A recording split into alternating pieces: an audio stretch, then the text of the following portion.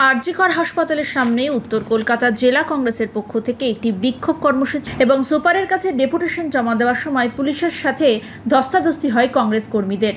তাদের গেট দিয়ে ভেতরে ঢুকতে নিষেধ করা হয়। তাদের ডেপুটেশন কোনোভাবেই জমা দিতে দেওয়া হয়নি পুলিশের দ্বারা এবং সেই সাথে পুলিশ বাহিনী নিরাপত্তা বাড়ানো হয় আরজিকর হাসপাতালের সামনে। এই বিক্ষোভ কর্মসূচির মূল বিষয় ও দাবি হলো কর্মরত মহিলা ডাক্তারের হত্যার জবাব চাই, সকল দোষীদের দৃষ্টান্তমূলক শাস্তি চাই। রাজ্যে যেভাবে নারী নির্যাতনের ঘটনা সামনে আসছে তাতে এই রাজ্যের নারীরা অসুরক্ষিত, অথচ এই রাজ্যের মুখ্যমন্ত্রী নিজেই একজন নারী। তারপর পুলিশের নিরাপত্তা নেই, একের পর এক নারী নির্যাতনের, ধর্ষণের, হত্যার ঘটনা ঘটে চলেছে। এই অপরাধগুলো অবিলম্বে বন্ধ করতে হবে। যারা এই অপরাধে সামিল তাদের কঠোর শাস্তি দিতে হবে।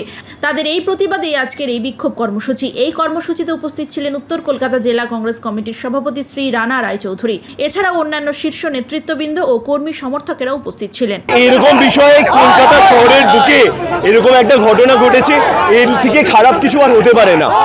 একটা মহিলা ডাক্তার তার জীবনের কতটা দূর এগোতে পারতো, তার জীবনটা চলে গেল।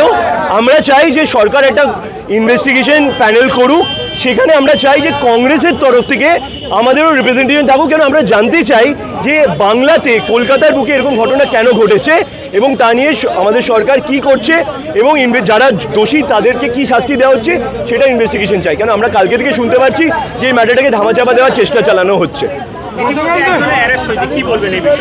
না, সেটা আমি কি বলি, ইনভেস্টিগেশনে কি হচ্ছে আমরা বাইরে থেকে কি করে বলতে পারি? আমরা ওই জন্য জানতে চাই যে আমরা একটা জাতীয় কংগ্রেস, আমাদের আজকে লিডার অফ দ্য অপোজিশন পার্লামেন্টেও আছে, আমাদের নেতৃত্ব বলতে চাই যে এখানে যে ঘটনাটা ঘটেছে এটা কিভাবে ঘটেছে এবং সেটা নিয়ে সরকারের কি পদক্ষেপ হচ্ছে।